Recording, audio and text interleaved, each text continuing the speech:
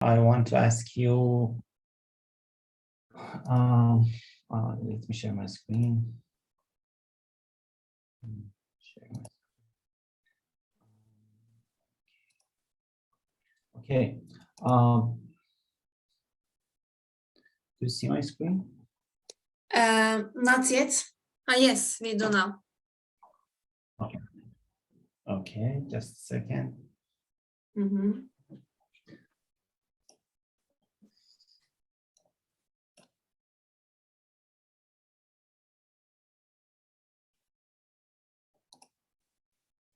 Okay. Here in Google Drive, I download this folder. Each session, I download this folder, and it's going to be very large. It's 2 gigabytes now. Mm-hmm. I want to. Her ders bu çalışmalarınızı indiriyorum ders öncesinde ve oldukça yüklü dosyalar oluyor. Okay.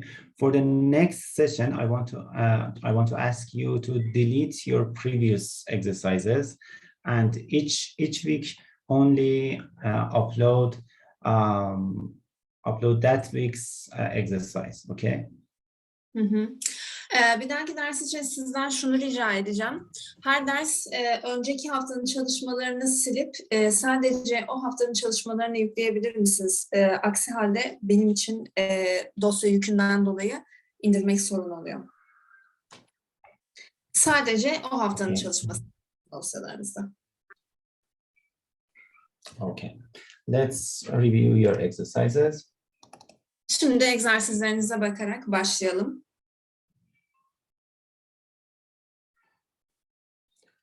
Oh, okay.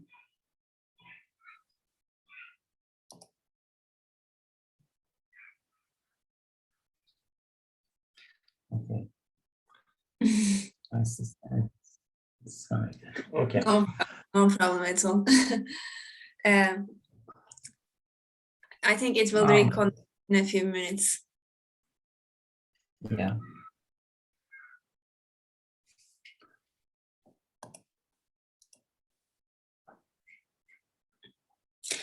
Diğer cihazın bağlantısı koptu. Onu tekrar bağlanmasını bekliyoruz. Bu arada sizlerin de sormak istediği ya da paylaşmak istediği bir şey varsa bu zamanı onun için kullanabiliriz. Ya da yapmış olduğunuz çalışmalarla ilgili bir paylaşmak istediğiniz bir şey varsa.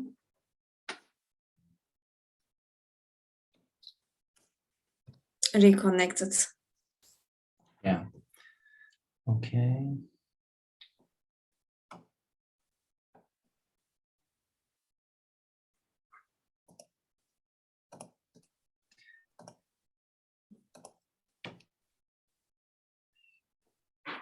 It's just a second. Hı. Okay. Hocam dersler azalacaktı. Nasıl ilerleyecek bununla ilgili bilgi verebilir misiniz? Gözle, açıkçası ben çok bilmiyorum bu konuyu. Fatih'le konuşsanız daha iyi edersiniz. Ama bu hafta Elion'un son dersi. Sanırım onun yerine gelecek olan sanatçıyla ilgili bir azalma olacak ilerleyen dönemde. Ama yine de yanlış bilgi vermek istemem. Fatih'e danışabilirsiniz bu konuda. Rica ederim. Okay, this is punch exercise. It's old, but I think she recently uploaded this, and it's fine. It's very good. Bu yumruk egzersizi eski bir ödevdi ama sanırım bunu yeni yüklemiş. Gayet güzel bir egzersiz, gayet güzel bir çalışma olmuş. Okay, this one is good too, except there is one frame that the second part is missing. Okay, look at here. Bu çalışma da güzel. Tek bir sorun var. Bir karede kuyruğun ikinci bölümü yok, çalışılmamış. Okay, Canon. Gül'le egzersizine bakalım. Keyframes are okay, but there's no in-betweens, so we cannot talk about spacing and also timing. Keyframe'ler iyi olmuş ama in between yok. O sebeple spacing ve timing konusunda fikir bildiremiyorum. Here there is in-betweens.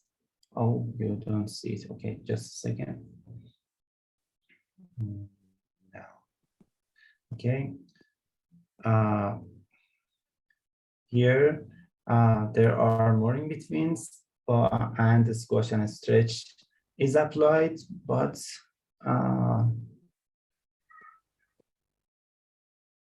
yeah, it's fine. It's better. Bu çalışma daha iyi olmuş. Burada in between var ve squash ve stretch de uygulanmış.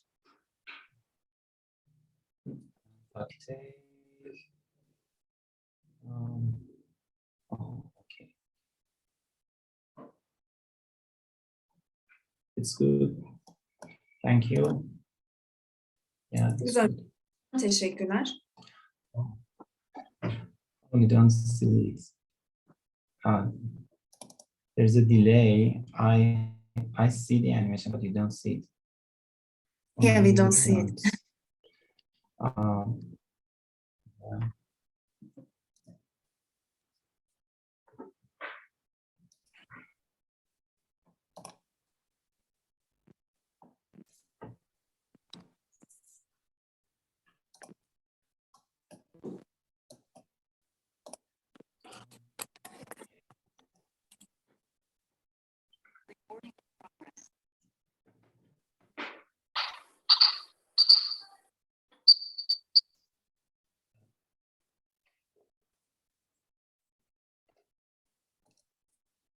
Just a second, guys.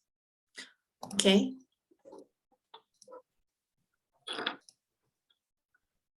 Bu haftanın ödevi neydi bu arada? Gülleyle bir de şey vardı hocam, kuyruk. Squash stretch ile kuyruğu yapacaksınız. Hı hı.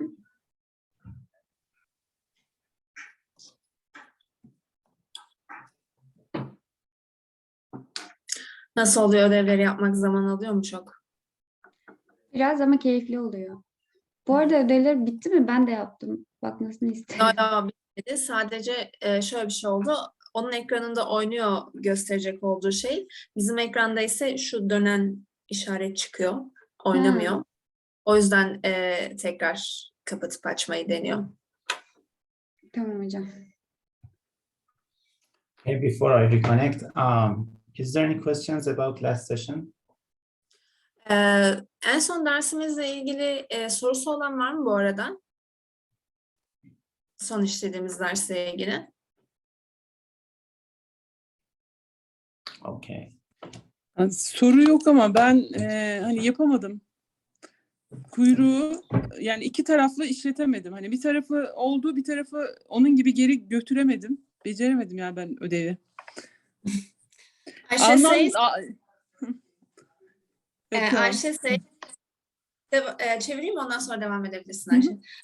Ayşe says, I don't have a question but I couldn't manage to do my homework because I couldn't do the both parts of the tail at the same time. She had a difficulty with that and she couldn't solve it. Okay. So should I explain it again, Ayşe? Tekrar açıklamamı ister misin Ayşe o kuyruk? Evet egzersizi? isterim. Çünkü hani ben biraz da geriden geliyorum. Hani videoları geri yani yeni anlamaya çalıştığım için eski ödevleri düzelterek de geliyorum. Hani orada bir anlayamamışım galiba. Yapacakmışım gibi hissetmiştim ama ödevi yapamadım. Ya mantığı yani en sonunda hani bir yere kadar geldikten sonra nasıl oradan dönmesi gerektiğini çıkartamadım yani. Anlatırsa çok memnun olurum.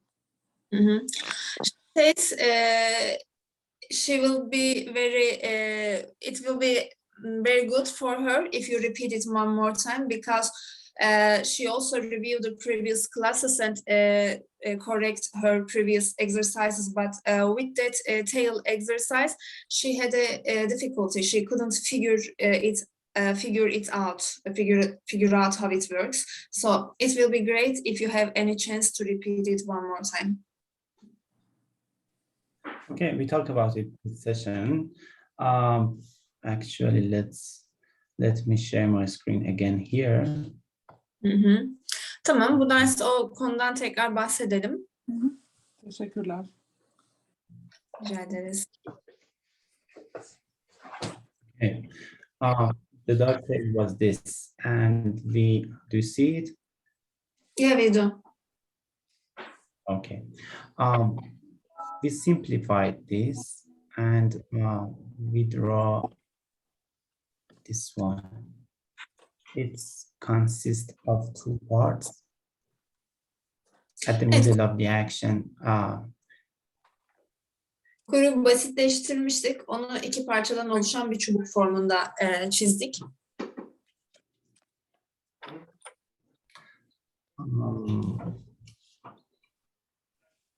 the second part is being dragged behind the first part, and in the maximum right position or left position, the second part become parallel or become aligned with the first part.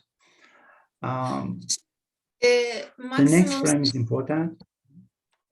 Maksimum sağ ya da maksimum sola ulaştığında kuyruk her iki taraf birbirine tam paralel hale geliyordu. Actually, you should not memorize this. You should understand this. Is it clear? Aslında bunu hatırlamanıza gerek yok, anlamanız gerekli. Anladığınızda sanırım uygulamak daha kolay olacak. Yani bu nasıl hareket ediyor her ikisi? Onun mantığı net mi sizde?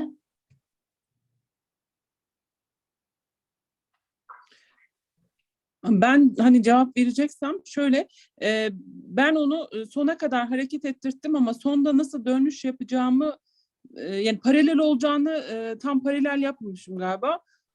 Hani paralelden dönüleceğini düşünemedim ve orada kaldım, yani döndüremedim orayı. Sen tam sağa kadar ya da tam sola kadar gittin, tam o noktada Evet. paralel yap, oradan dönüş yapamadın. Ahmet, Ayşe says she did it until the most right or most left part, but she missed the part that the two parts should be parallel on the most left or the most right part. And from that point, as she missed that part, she couldn't go back. I can't get it. Why she missed that? Because we talked about it. Okay. In the maximum right position, first part stops here, so it's slow down and then stops. And because the first part stops, the second part catch to it, okay? And they become parallel. Şimdi sanırım neden orada karıştırdığını anlıyorum. Kuyruk en sağa ya da en sola giderken alt kısım duruyor, yavaşlıyor ve duruyor. Bu sırada da üst kısım onu yakalayabiliyor. Bu yavaşlatma ve akabindeki durdurmayı yapmadığın için belki ikisini paralel hale getiremedin. Evet. And this session we are going to talk about it more. We are going to talk about it again in a more complicated situation. We are going to add another part to this, and it's important to understand the first two parts. Bu konuyla ilgili biraz daha ayrıntılı çalışma yapacağız. 3. bölümü ekleyeceğiz kuyruğa. 3 bölümlü bir kuyruk çalışacağız. O yüzden bu 2 bölümlü kuyruğu anlamak önemli bu dersi takip edebilmek için. So it's something like this. Aşağı yukarı şöyle bir şey. Okay. I hope she get it. And okay, I can't. Senin için.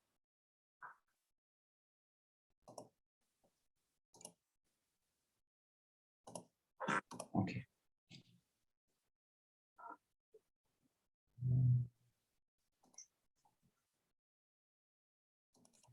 you didn't see this one. Şu çalışmaya bakmamıştık henüz.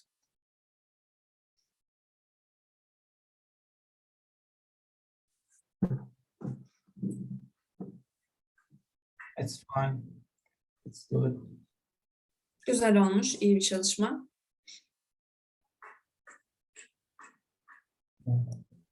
It's good. Okay. Straw. Can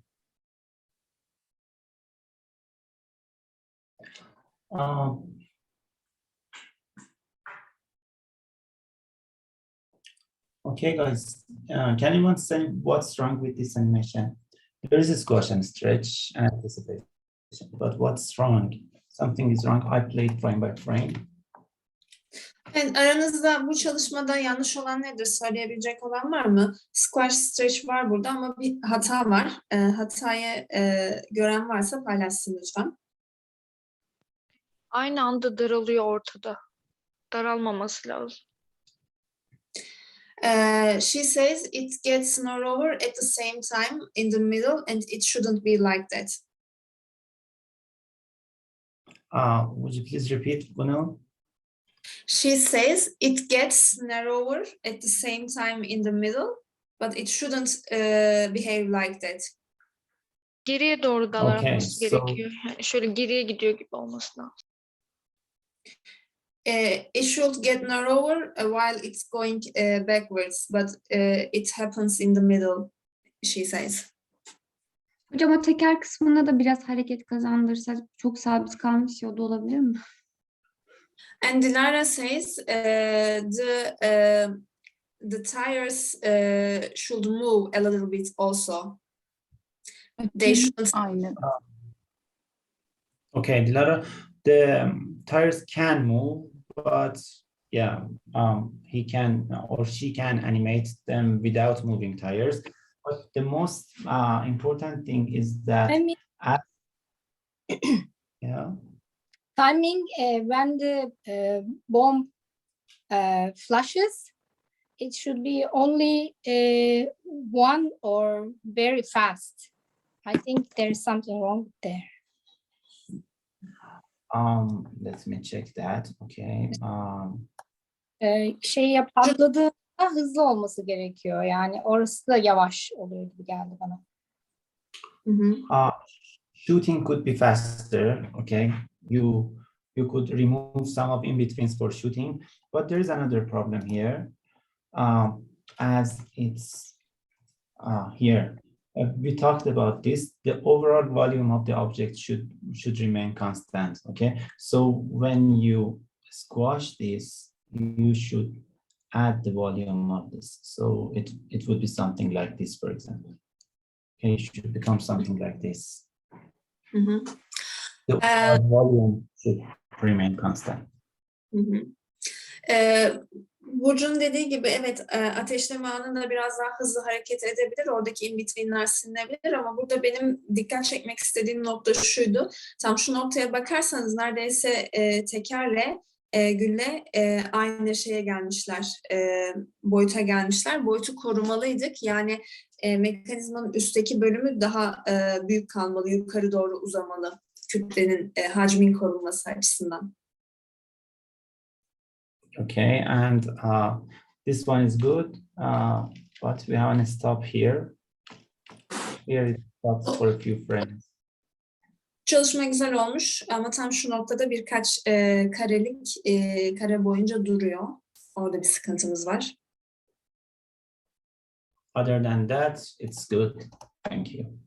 Bunun dışında gayet iyi. Teşekkürler.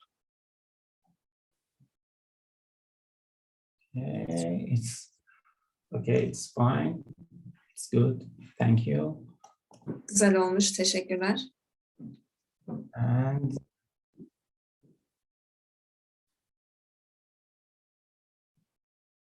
yeah, the Canon is okay and it's very clean.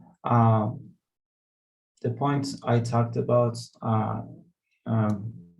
for Bushra, I think, is apply. Oh, both of them are Bushra. Okay, the previous Bushra, what I said about the previous canon is applicable here.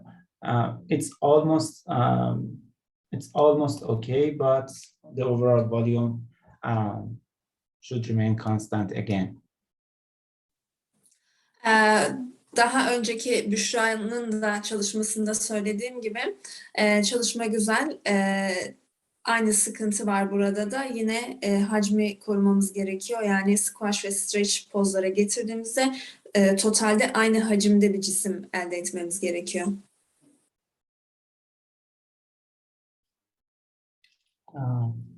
Bir şey sorabilir miyim? Okay, here. Orada yani hani o zaman şeyi de mi tekerleği de mi küçük çizmeliydi? Hacmi korumak derken hani Orantı oranı olarak. korumak değil mi?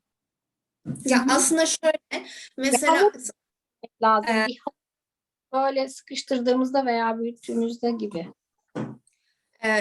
Hamed'e iletelim soruyor. She asks, shall we draw the tires also smaller to keep the volume same in that work?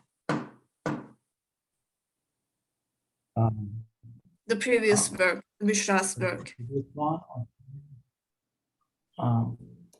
Here, about this one. Bu çalışmayla ilgili soruyorsun değil mi Ayşe? Ya Sage'nin miydi? Onun çalışmasında da hani çok küçüldüğü için formu bozduğunu söylemişti yani tekerlekle. Hı. Oradaki tekerlekten bahsetmiştim ama bunda da aynı sıkıntı var dedi. She was actually talking about the previous example because the tires are very big in that example, but still we have same problem in that work also, she says. So shall we draw the tires also smaller to keep the volume like same? No, In we the- can draw. Or squash position. It's not about tires. Okay, I can draw small tires or big tires, but I should maintain the overall volume of tires as well as cannon constant in a squash and stretch. Ya burada hani tekeri küçük çizip çizmemek ya da tekerin boyutu değil aslında sorun. Her cismin stretch ve squash olsalar bile toplamda aynı miktarda yer kaplamaları gerekiyor ekranda. Yani bu da şu oluyor, eğer yukarı doğru uzatıyorsan yanlardan daraltman gerekiyor. Yanlardan daraltmadan yukarı uzatırsan cisim büyüyor, daha büyük bir cisim ortaya çıkıyor. Teker için de yine üstteki mekanizma için de aynı şeyi yapmamız gerekli. Total boyutunu koruyacak şekilde cismin üzerinde değişiklik yapmalıyız. Okay, I think we can move to next example. Okay, there is a problem here. It's not like what I said in the class. Burada bir problem var. Derste anlattığım gibi olmayan bir nokta var. You see here, it's in maximum left position, so the second part should be like this. Gördüğünüz gibi burada maksimum sol pozisyona ulaşmış, ikinci bölümü kuyruğun birinci bölümle paralel olmalıydı. Okay.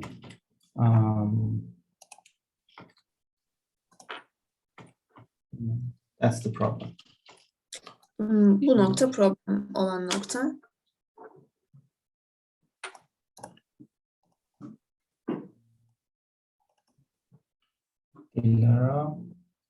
Dilara is new to our class. Can you repeat the name? I said, is Dilara new to our class? Yes. Okay. Actually, she Yeah, was from the previous group. How do you do, Continue. Dilara? Okay. Ahmet.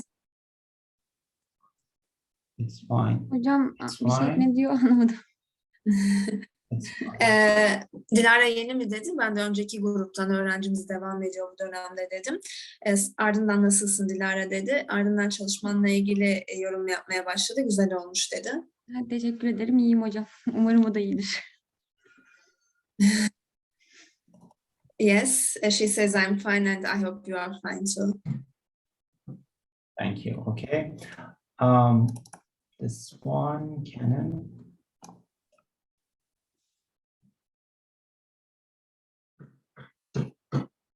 It's almost fine. It needs more in-betweens. I will talk about it. Güzel olmuş. Birazdan in between'e ihtiyacım var. Onunla ilgili konuşacağım sizlerle zaten. This one is not okay.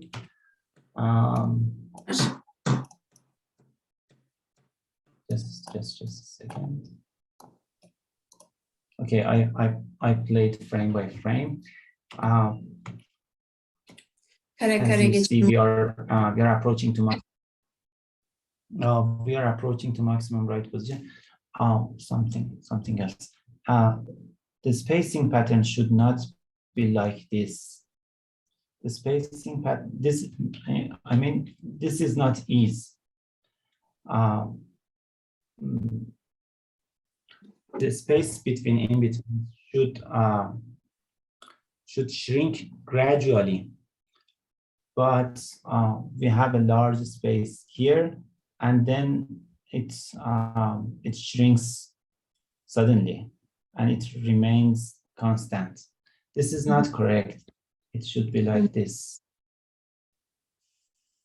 The half each time, right? Yeah. Şimdi burada kuyruğu yerleştireceğiniz ölçek bu şekilde olmamalı. Burada ortadan kenarlara geçirirken büyük bir açıklık bırakılmış ve bu açıklığın ardından yerleştirilen her kare birbirine eşit uzaklıkta yerleştirilmiş. Halbuki biz her seferinde tam ortaya gelerek, yani giderek kareleri sıklaştırarak hareket ediyoruz. Burada bir kere mesafeyi açma, ardından sabit devam etme var. Öncelikle burada bir problem var. Okay, and here the first part almost reached its maximum right position. So the second part should be almost aligned with it, but it's not. And let's see.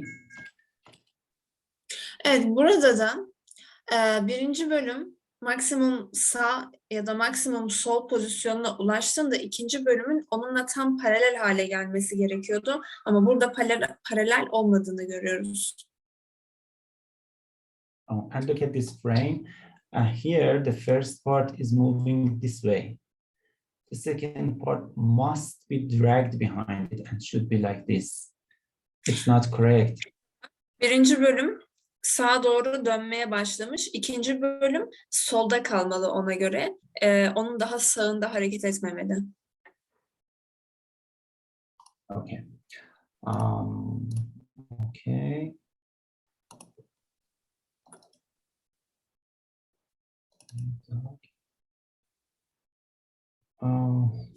Oh my God. I think I see only 4 or 5 frames. It's not enough to see if the animation is correct or not. Burada yalnızca 4 ya da 5 kare görüyorum. Bu 4-5 kare animasyonun nasıl olduğunu değerlendirebilmem için yeterli değil.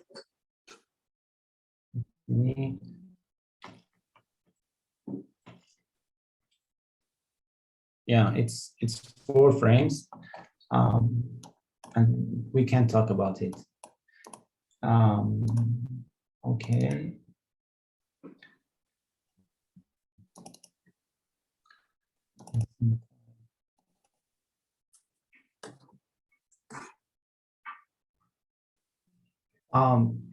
This one is good, and it has enough in-betweens. Güzel Yeah. olmuş. Sayıda in between'i var. I see something is wrong at the middle, but let's check it. Tam ortada sanırım yanlış bir şey var. Bir kontrol edeyim hemen onu.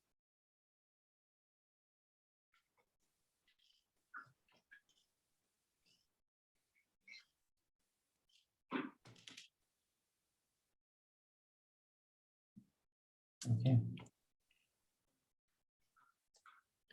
Okay.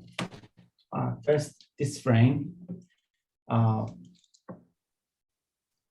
After this frame, first part should be almost here. Second part should be almost here. But it goes down, I think. Let's see.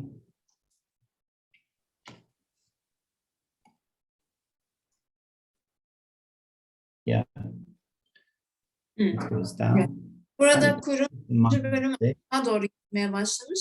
Aşağı doğru değil, yani 45 derece paralel bir noktada gitmeliydi. And here, these two frames are almost the same. Bu noktada da şu iki kare neredeyse aynı. I think he can delete one of them. Karelerden bir tanesini silebilirsin.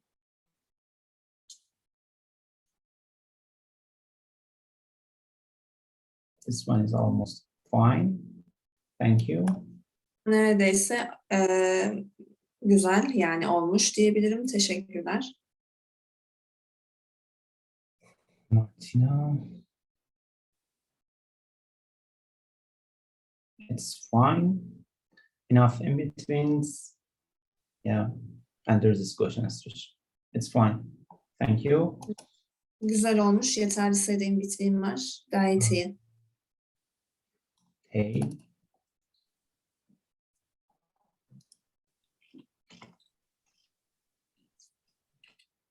Okay. The tail is almost fine. We talked about it. I think Ahmed, yes, I corrected it. I added a horrible dog. You can find it. This was the first one I made. where's the second one? Inside the folder, I think. Yeah. Okay. Okay, it's better. Yeah, it's better. Thank you. Okay. Daha iyi olmuş. Teşekkürler.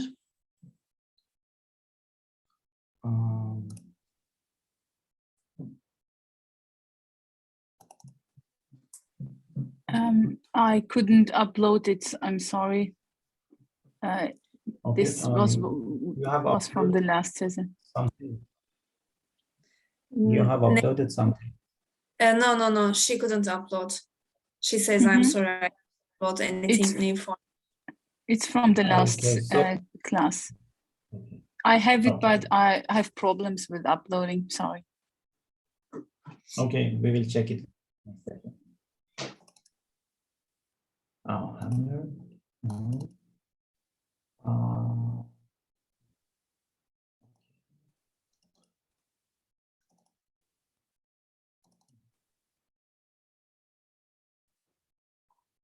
It's fine.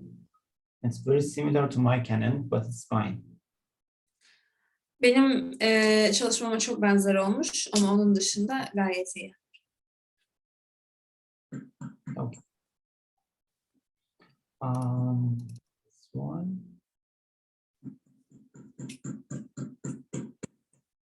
This one is fine too. Bu da gayet hoş olmuş.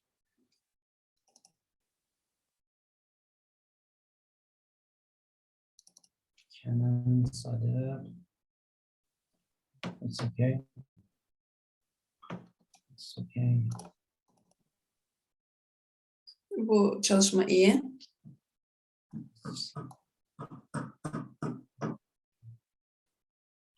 I think this one is the correct one, and it's okay. Bu yine doğru olmuş. Okay.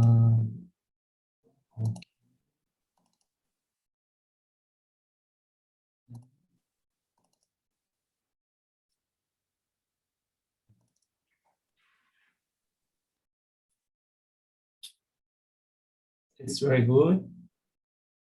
Çok iyi olmuş. Yeah.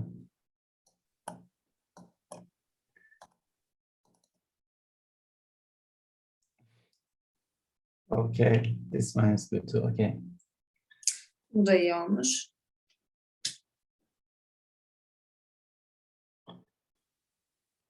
Yeah. Yeah. And the last one. Ve son olarak Okay. Let's talk about something else. evet, bugün yeni bir şeyden bahsedelim. Okay. About the Canon, let me show you my animation. Bu top gülleyle ilgili kendi animasyonumu göstereyim sizlere.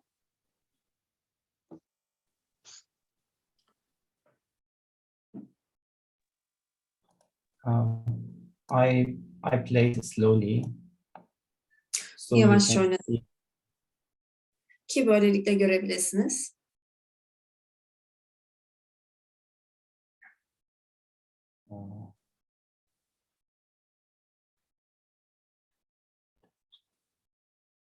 Okay. I don't think you see all the frames. Let me play it frame by frame. Yeah, it will be better. This is the first frame. This is our main keyframe. Then we have some in-betweens. Bu birincisi ana keyframe'imdi. Ardından 2 tane in between geçtim. And this is the second keyframe. And as Bu you ikinci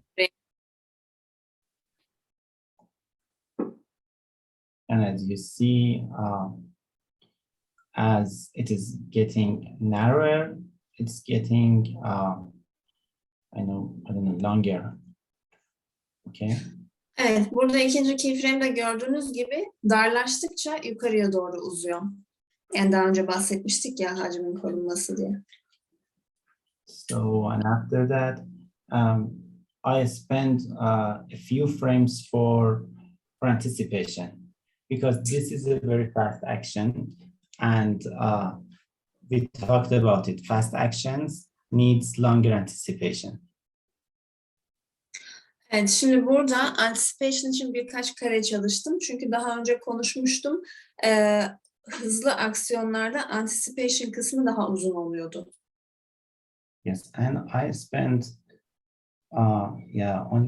only one in between. This is an in between, and we talk about it next sessions. Just one in between, and then the third keyframe. Evet, burada yalnızca bir in between var ve ardından da üçüncü keyframe'im var. And as it gets longer, it gets narrower. Ve burada uzadıkça darlaştığını görüyorsunuz. So this is our third keyframe. Bu bizim üçüncü keyframe'imiz. This is my fourth keyframe. Bu da And dördüncü this keyframe. is the last one. Ve bu da sonuncusu.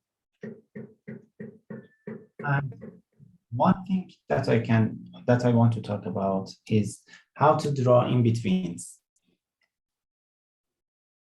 for this. Evet, şimdi bu çalışma için nasıl in between çizmeliyiz? Bunun hakkında konuşmak istiyorum. Let me turn on my light table and yeah. Masayı açayım. Here in this layer, I draw just keyframes. These are keyframes. Bu layer'da yalnızca keyframe'leri çizdim. Burada gördükleriniz yalnızca keyframe'ler. Okay. As we talked before, first we should think about our keyframes. Then we should think about the principles and also the spacing and timing. Daha önce de bahsettiğim gibi keyframe'leri çizerken timing, spacing hakkında da düşünmeliyiz. So I know that the spacing pattern between these two keyframes would be something like this, okay? Because the action doesn't start with an impact, and it doesn't stops with hitting something else. So the spacing pattern would be something like this here. Evet, burada bu iki keyframe arasındaki spacing ölçeğim bu şekilde olmalı. Çünkü hareket bir etkiyle başlamıyor ve bir etkiyle de sona ermiyor. Bu şu demek oluyor: yavaş başlayıp yavaşça sona ereceği anlamına geliyor. And okay, here the good approach is not to draw this one. I'm in keyframe 1, and you know, I'm not going to draw this one, the second frame. I'm going to draw this one, the middle frame. Okay. Evet, burada in between'lerimi yerleştirirken şu şekilde hareket etmiyorum. Keyframe'imi çizdim. Keyframe'ime en yakın in between'i çizerek gitmiyorum. Breakdown dedim, tam orta noktayı çiziyorum. Because it's more clear. And even when I'm drawing the pattern, I draw this one first, and then I divide it to half. Okay, so it's a better approach to draw the first, to draw the middle in betweens first. Okay. Yani burada ölçeğimi çizerken bile sıralı bir şekilde çizmiyorum. Keyframe'lerin tam orta noktasını buluyorum önce ve daha sonra keyframe'e yakınlaşacak şekilde tekrar orta nokta, orta nokta, orta nokta şeklinde geliyorum. And if I want to draw this one, I should draw the canon like this. I'm not sure if I should draw the line here, or for example here. Okay, but if I go to the middle in between, I know where should I draw my lines exactly. For example, I take this point and this point. Okay, and this is the middle point, so I know I should draw my line here, exactly at the middle of these two points. Evet, şimdi hemen keyframe'in yakın olan yere in between çizersem tam olarak nereye çizmem gerektiğini de saptamak benim için oldukça zorlaşır. Ama orta noktayı bulmak çok daha kolay. Yani keyframe 1 ile keyframe 2'ye bakıyorum ve tam orta noktasını çok daha rahat görebiliyorum. So for example, I know I should draw here, and I can take these points as a reference and draw the middle point. So I know it should be here. Burada tam uç noktalarını referans olarak alıyorum ve bu referansların arasından bir hat çektiğimde tam bunun ortasına gelecek şekilde orta nokta in between'imi, yani breakdown'u çiziyorum. Again, I can take these points as reference and draw the wheel somewhere like here. The top of the wheel would be at the middle of these 2 points. Yine teker olarak tekerin tam orta noktalarından bir hat çekiyorum ve tam bu hattın ortasına gelecek yere bakıp tekeri yerleştiriyorum breakdown olarak. Okay, so my in-betweens would be more precise. Yani böylelikle in between'lerim çok daha net oluyor. Okay, is it clear? It's a good approach to draw in-betweens. Sorry? It's a good approach to draw in-betweens. Okay. Yani bu in between çizmek için oldukça iyi bir yaklaşımdır. Okay, and after drawing this one, I will draw another frame between this one and the previous one. Again, I can draw reference points and, you know, continue my drawing. Evet, tam orta noktaya gelen çizimimi çizdikten sonra yeniden bu çizmiş olduğum çizimle keyframe arasında referans noktalarımı belirleyerek yine bunların tam ortasına gelecek şekilde bir sonraki in-between'imi çiziyorum. Okay, let's see another example. Um, Şimdi başka bir örneğe bakalım. this guy is going to see something and he will be surprised. Okay. Bu karakter bir şey görecek ve çok şaşıracak. How many keyframes do we need and what are they? Kaç tane keyframe'e ihtiyacımız var ve de nedir onlar?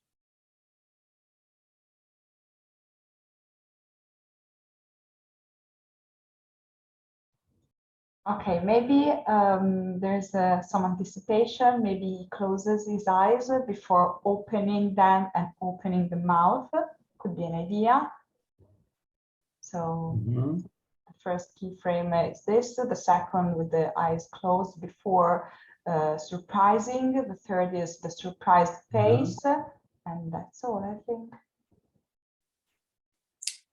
So Okay. three.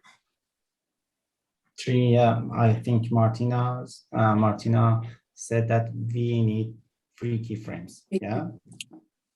3 tane keyframe'e ihtiyacımız olduğunu söyledi Martina. İlki anticipation, yani şaşırmadan önce böyle geriye doğru gözlerinin açılması, ardından gözlerinin kapaması ve ardından yeniden gözlerini açması şeklinde. Yes, and she explained well. If I'm going to animate this, first we should think about the action. The action is surprise, so he will be like this. Okay, I should imagine this, or I should play this and film myself. Okay, I should do this. Okay. Evet, Martina güzel açıkladı bize. Bir hareketin animasyonu yapmadan önce o hareketi hayal etmemiz gerekiyor, düşünmemiz gerekiyor. Burada karakter şaşıracak, öyleyse diye başlayabilir hareketine. Yani gözleri açıp biraz böyle geri doğru çekilerek.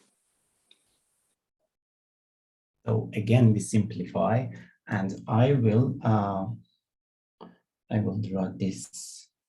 Let me draw a new frame, new layer. Yeniden burada da basitleştirerek gideceğiz. Burada yeni bir layer'da kare kare gidelim. Okay, I will draw a box instead of the character itself. So this is my character now. This is it. Şimdi bu karakteri bu kadar detaylı çizmek yerine onun yerine bir kutu çizeceğim. This is my first keyframe. Bu benim bir keyframe'im. And the next keyframe.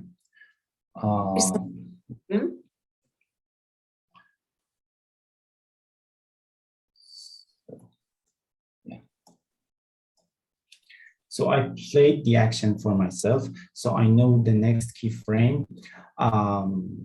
As Martina said, the eyes would be wide open, the mouth would be wide open, and also the body will go up.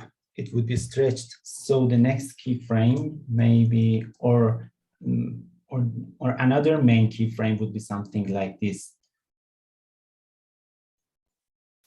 Evet, şimdi Martina'nın dediği gibi bundan sonra keyframe'de gözler açılacak, ağız açılacak, böyle bir şaşırma ve bir yükselme pozisyonundan bahsediyoruz. Öyleyse bir sonraki keyframe'de karakter yaklaşık şöyle bir noktada olacak.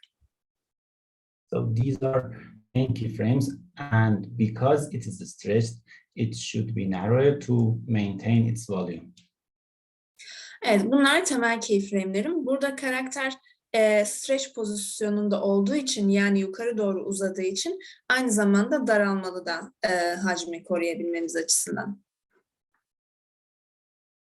Okay, this is a real action, but we need anticipation. We are talking about animation, and in animation we have principles, and anticipation is one of the most important principles. So I need another keyframe here.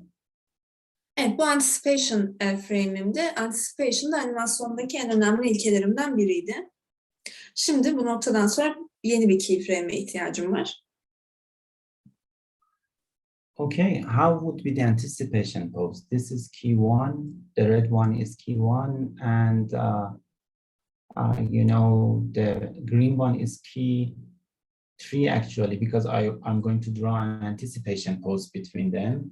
And I it would be the- translated it wrong, I think, because I said the green one is the anticipation. I am wrong, right? No, the green one is not the anticipation. Okay. Pardon, ben çevirirken bir hata yaptım. Yeşilin anticipation pozu olduğunu söyledim. Değilmiş. Kırmızı key 1, yani key 1, yeşil key 3. Şimdi anticipation'ım nasıl olur? Okay, how would be the anticipation pose? Evet, anticipation pozu nasıl olur sizce? If you are going to draw a box or a rectangle Hayret as etmeden anticipation. önce kafasının geriye gitmesi It Yani- will be bir şekilde. And- The head should moves back. Would you repeat? Someone said the head should move backwards. Backwards, downwards. No, back. Okay. Okay. Bir daha bir şey daha kısa ve geniş olmasını düşündüm ben. Çünkü o bir hani hazırlık şey gibi. Ondan daha geri gidecek ve ileri gidecek gibi. Burcu says it should be shorter and narrower, the character in the anticipation pose. Okay. Yok, hayır. Yeah, there were two points about anticipation. The anticipation was almost always in the opposite direction of the main action. So if it's going to upward, it's going to go up. First, it should go down. And if it is going to be stretched, first it should be closed. So the anticipation. Anticipation'la ilgili temel ilkelerimden biri şu: anticipation daima ana aksiyonun ters yönünde olmalı. Yani burada ki 3'te gördüğüm gibi hareket yukarıya doğru gitmiş. Öyleyse bunun anticipation'ında hareket aşağı doğru inmeli. Okay, so it will be something like this. This is my main pose, anticipation, and it's been stretched. Evet, bu this is key 3. The one that you showed is key 3, right? The longer and narrower one. Yes, this is the first key. This one is the anticipation key, and it's squashed as well. And the third key is this one. Okay. 1, 2 ve olarak gördük. İkincisinde squash pozda aşağı doğru basılıp yana doğru genişliyor. Üçüncüsünde ise stretch pozda, yani yukarı doğru uzayıp yanlardan daralıyor. But there is another point. Usually characters cannot remain in such a tense pose. So I need another keyframe here. Bir nokta daha var burada söylemek istediğim. Genellikle karakterler bu şekilde kalmazlar. Yani kendi nötr pozisyonlarına doğru bir adım daha gelirler. So the character returns back to a more relaxed pose, but it is still stretched because it is still surprised. But this is a follow through. Yani burada karakter hala biraz stretch olmasına rağmen daha relax bir poza geliyor. Bu da 4. keyframe'im oluyor. Aynı zamanda follow through aksiyonum. So the action would be like this. This is my first keyframe. Yeah, and anticipation pose. Yani aksiyon şu şekilde. Az önceki birinci keyframe'imdi. Bu anticipation'ım. Action pose. Actual is not action pose. It's follow through. It's remember the robot and with the antenna. When the robot stops, the antenna goes forward and then returns back. Here, this is what's happening here. It stretches a lot and then returns back to a more normal position.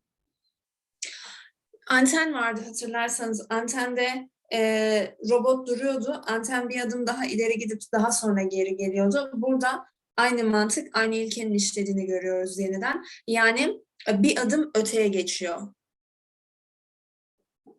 So this would be the last keyframe. And if I compare this with the first keyframe, Bu da son keyframe'im olacak. Bunu birinci keyframe'le kıyaslarsam eğer,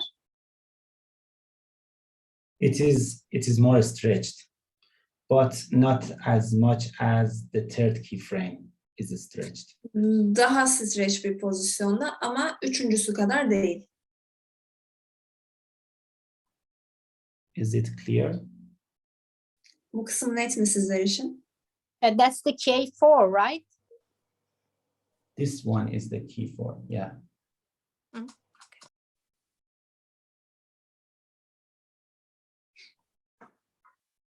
Okay. Everyone is clear? Herkes net mi bu konuda? Okay, let's see. Evet. Hocam görseli Evet. böyle atabilir mi acaba key 1, key 2 diye? Hani PDF olarak da.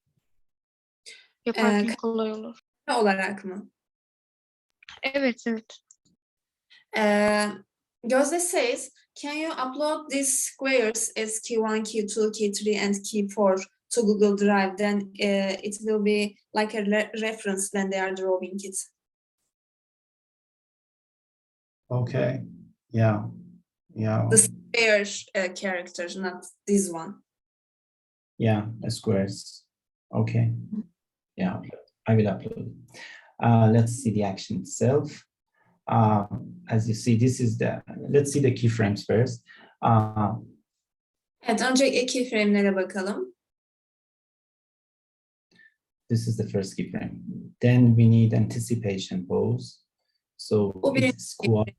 Ardından anticipation pozuna ihtiyacım var. Yani bu squash. Squashes, as you see, the overall volume is like this now. And Evet. Gördüğünüz gibi tüm kütle bu üstten basık yanlardan genişlemiş kare gibiydi. Yani biraz dikdörtgenimsi oldu hatta burada. then he surprises and stretches. Ardından duruyor. Şaşırmayla birlikte yukarı doğru esneyip uzuyor. And then goes to a more normal position like this. Ve ardından daha normal bir pozisyona yerleşiyor burada olduğu gibi. But he's still stretched and he's still surprised. Hala stretch, hala surprise yani şaşırmış pozisyonda. So let's see it. Yani evet bakacak olursak bu şekilde hareket.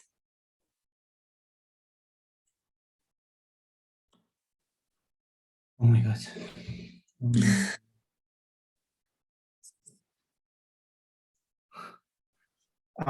I reduced the resolution. I hope you see it in. Yeah. Çözünürlüğü biraz düşüreyim. Daha akışkan bir şekilde ulaşacaktır görüntü o zaman sizlere.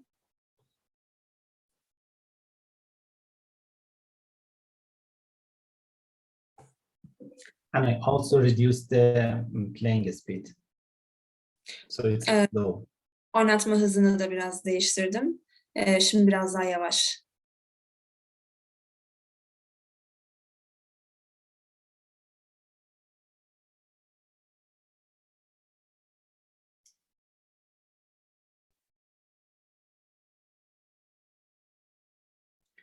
Okay.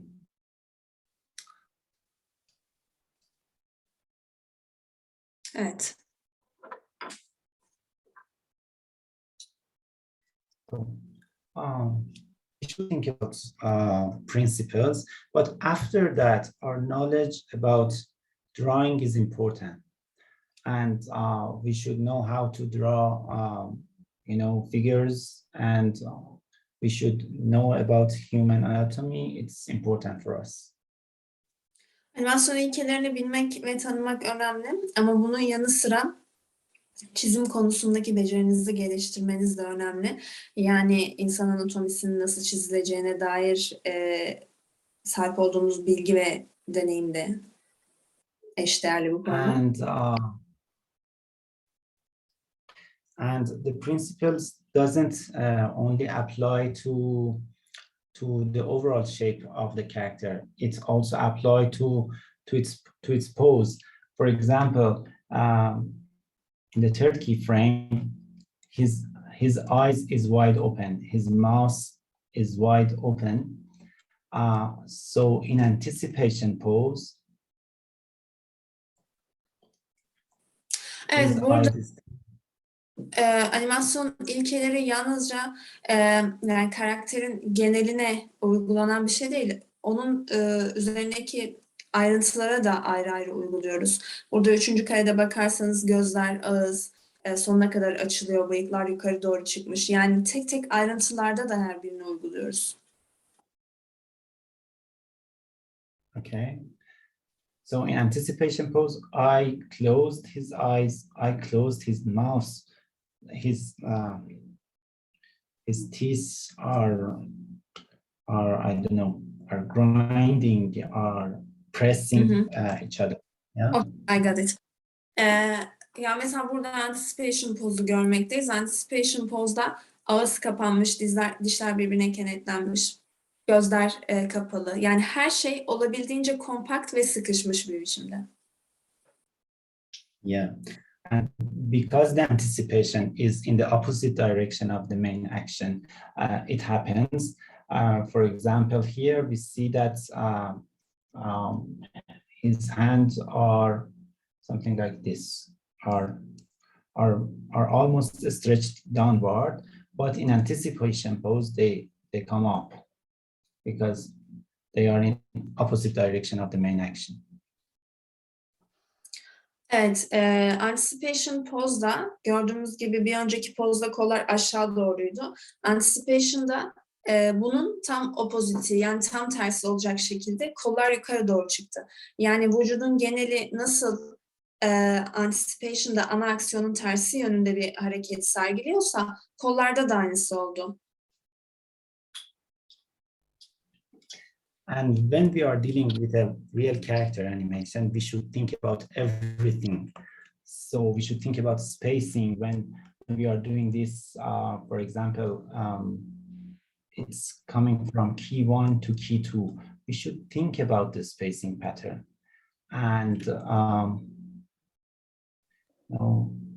I draw a few in-betweens here, but if I draw more in-betweens, I should mind this pattern. And the tip of the its helmet, its hat should follow this pattern, you know? Evet, yani aynı zamanda burada keyframe'ler arasındaki karelerin nasıl yerleştirileceğini de düşünmeliyim. Yani burada bir ölçek çıkarttığımda spacing ile ilgili, yani kafanın tepesi dahil buna göre hareket etmeli. Okay. Okay, any questions? Sorusu olan var mı bununla ilgili? Ben bir şey soracağım. Bu anticipation pozda sanki kızacakmış da sonra şaşırmış gibi duruyor da hani asıl şeyi kızmak mı sonra şaşırmış gibi mi, anlayamadım çok da. Büşra says, in the anticipation pose, he looks like he will get angry, and then it turns into surprise pose.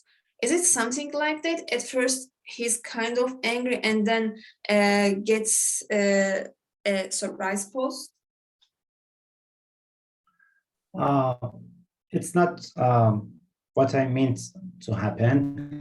And if you see the overall action, it's not like he becomes angry. It's just the pose. You should see the whole action, and the whole action doesn't convey this meaning that he becomes angry, okay? It's just the Yani pose. niyetle çizmedim ben. Yani karaktere sinirli bir ifadede katma amacım yoktu. Ama hareketin tümüne bakarsanız zaten şaşırmış bir karakter görüyorsunuz. Herhangi bir bölümüne odaklanmaktansa tümünün bize verdiği ifade şaşırmışlık ifadesi. Okay. Okay, let's. We are out of time. Let me check, Do please. we have much time? 3 minutes. Okay, 3 minutes left. 3 minutes. Okay. I wanted to describe lying tail, but we can't do it in such a short time. So, okay, your next week exercise, draw a simple character and do something like this. Your character sees something and he or she will be surprised, okay? 3 parçalı kuyruk çalışmayı da planlıyordum sizinle. Yalnız zamanımız kalmadı buna. O yüzden onu önümüzdeki haftaya erteliyorum. Bu haftanın ödevi ise bir karakter çizmenizi istiyorum ve karakter şaşıracak. Bunun animasyonunu yapmanızı istiyorum. And draw enough in-betweens. Don't satisfy with just keyframes. Draw enough in-betweens. Yeterli sayıda in-between çizmenizi istiyorum. Sadece keyframe'leri çizip bırakmayın lütfen. If it was my exercise, I would draw more in-betweens, but I just want to teach this, okay? It needs more in-betweens. So you draw enough in-betweens. Mesela bu örnekte de eğer benim kişisel bir işim olsaydı daha fazla in-between çizerek çalışırdım onu. Bir öğretim materyali olarak kullandığım için çok fazla sayıda in-between de kullanmadım. Sizlerden isteğim de yeterli sayıda in-between çizmeniz. And of course, draw a simpler character. It has many details. Okay. Ve elbette daha bir karakter çizerek çalışın lütfen. Buradaki karakter gibi çok detaylı bir şey çizmeyin. Okay. Any questions? Sorusu olan var mı? No. Okay. And again, please delete your previous exercises from Google Drive. Ve lütfen Drive dosyalarınızdaki geçmiş çalışmalarınızı silin. Sadece o haftanın çalışmasını yükleyin. Okay, guys. Have a nice week and good evening. Thank you very much. Hope to see you again next week. Take good care of yourself. Thank you. Goodbye. Thank you. Good evening.